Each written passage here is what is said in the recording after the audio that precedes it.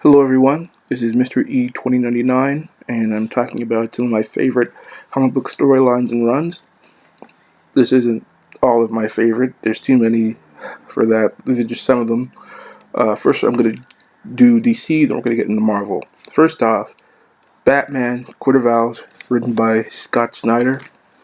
Gotta say, Snyder's run on Batman was amazing, and the Court of Owls was the perfect way to start it.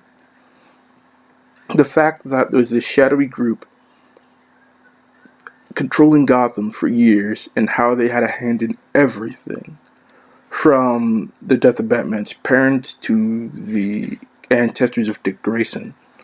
And then they just descend on Batman with their army of assassins called the Talons.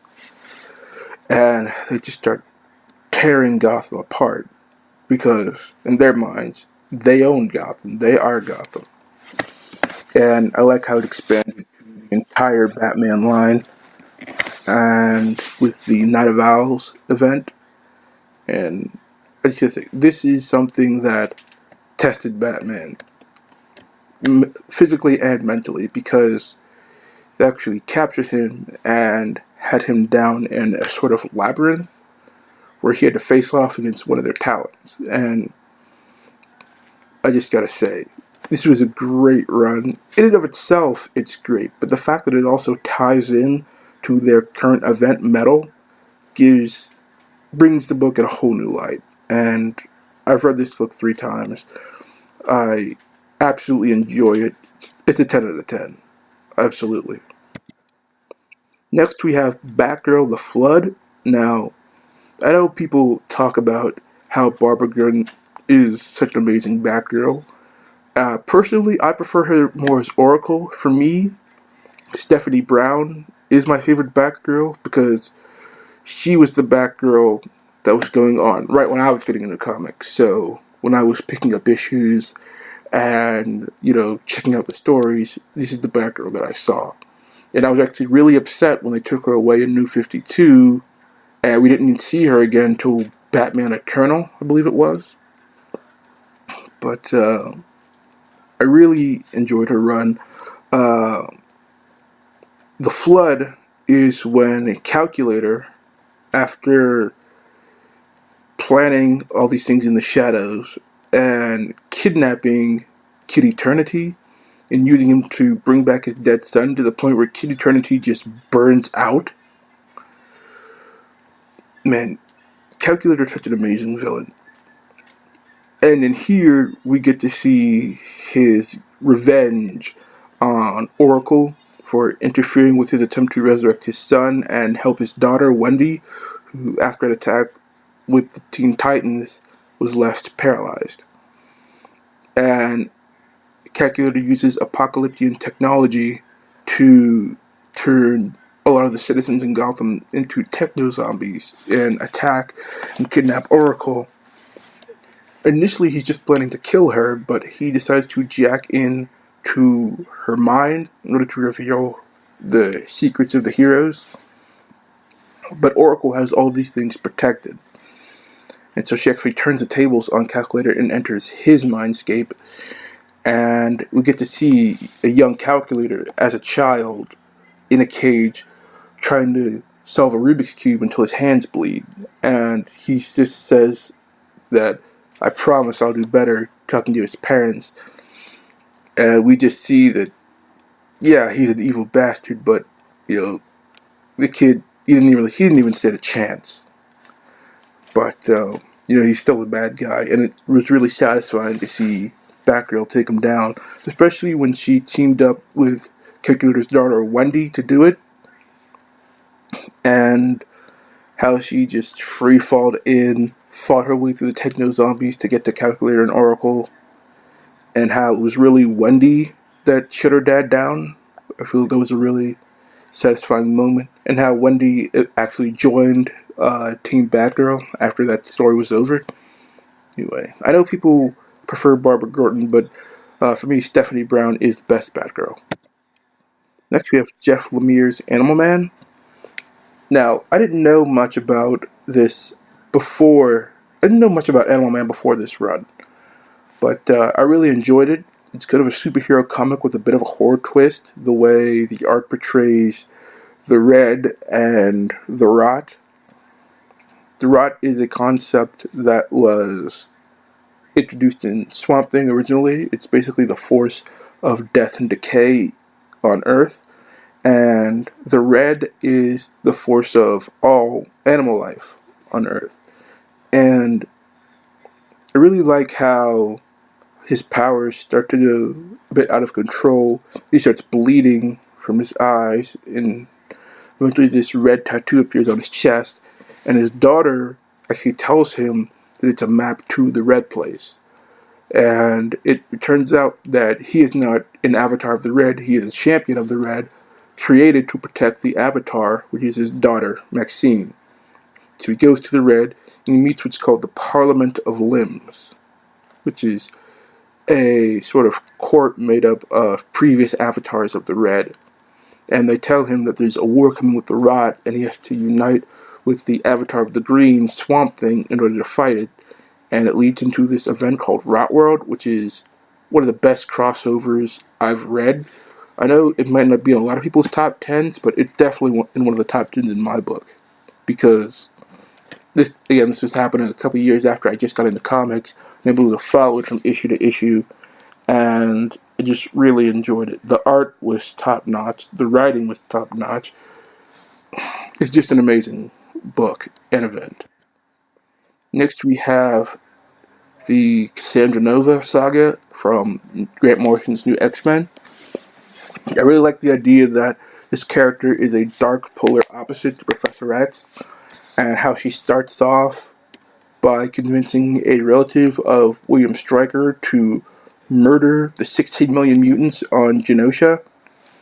I love how we see Cassandra, after getting captured, engages in a full-on psychic battle with Professor Xavier, and they think she's defeated, but she's not. She actually switched bodies with Professor Xavier, and she goes off and uses her mental abilities to take over the Shi'ar and convince the Shi'ar Imperial Guard to come to Earth and eliminate the X-Men. And Jean Grey actually takes Professor Xavier's mind into her body to get him out of the failing body of Cassandra Nova. And he starts explaining how Cassandra Nova is his literal opposite, the yang to his yin, and that she was actually with him in the womb. And we actually get to see that when Cassandra Nova saw Charles Xavier, she tried to murder him with an umbilical cord. And then Charles Xavier woke up and unleashed a massive psychic blast in an attempt to kill her that actually caused his mother to fall down the stairs while she was pregnant.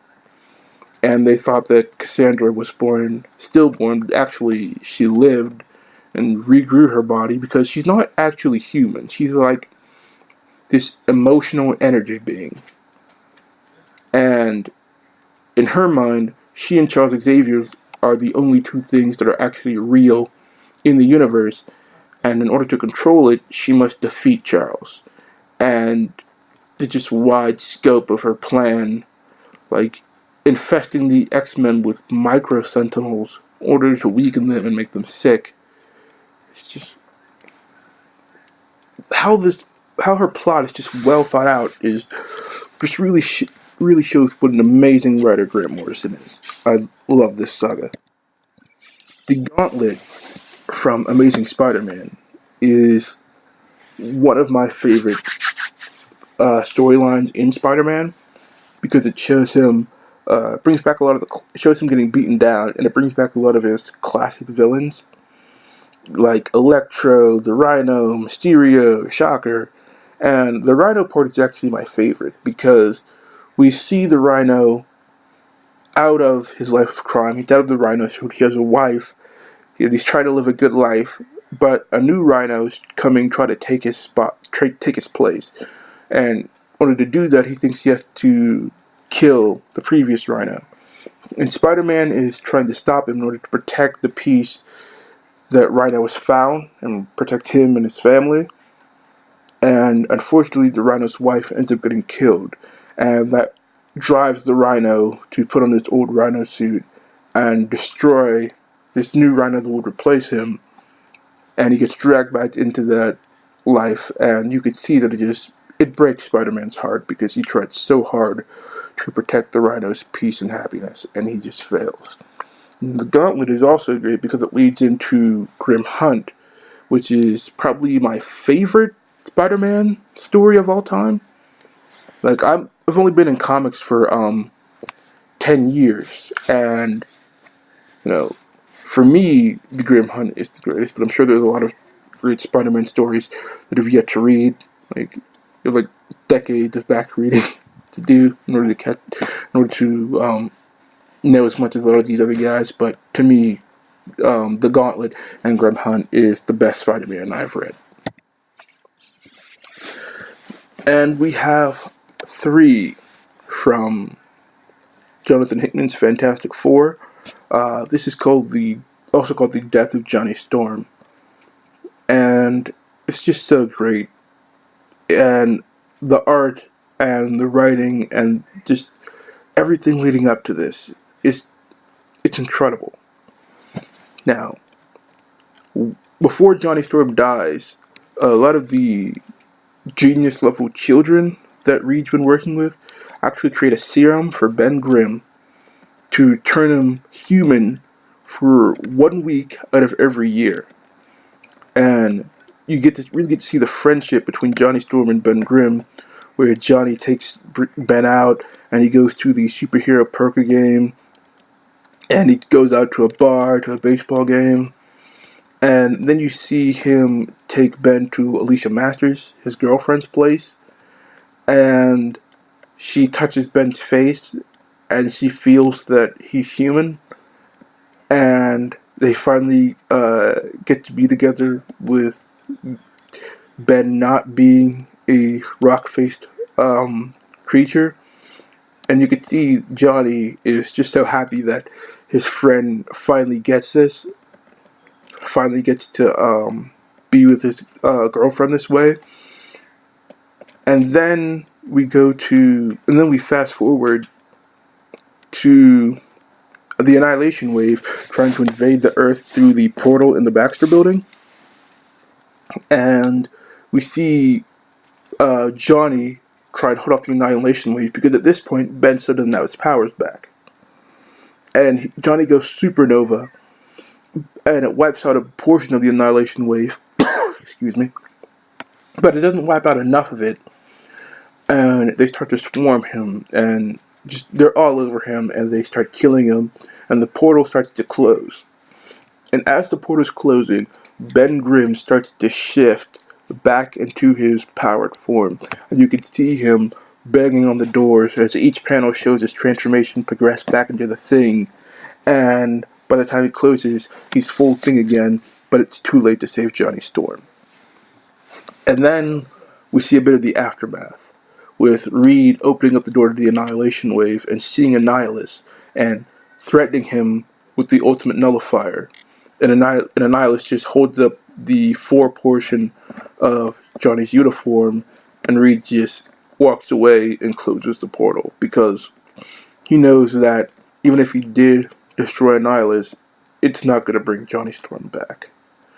And we see the Thing fighting the Hulk, but it's just the Thing hitting Hulk. Hulk isn't fighting back. And because he knows that he isn't trying to fight him for real, he's just filled with so much pain at the loss of Johnny that he needs to take it out, and Hulk just lets him take it out on him. And we see the fight being observed by Thor, and as the God of Thunder is standing there, we just see a tear come down his eye, because he could see how he's just in so much pain.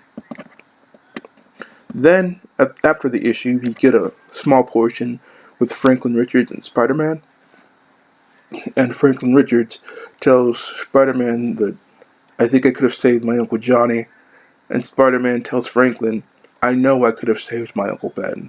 And Spider-Man talks to Franklin about remembering his uncle and about honoring his sacrifice. And then we see, as they swing away towards the Baxter building, Johnny Storm and Ben Parker in the sky. And it's a really great depiction. And I think the best part is that the actual death of Johnny Storm and the parts with Reed Richards and The Thing, they're all done without words. Because there are no words to convey this type of loss. When you lose a member of your family, words don't do it justice. And they just left it to the art to depict how everyone was feeling, and it did. It was an amazing work of art. And I defy anybody to not get a little bit teary-eyed while reading The Death of Johnny Storm.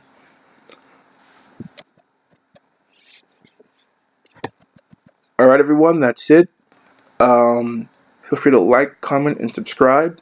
There will be more videos coming down the pipeline. And I hope you enjoyed yourself.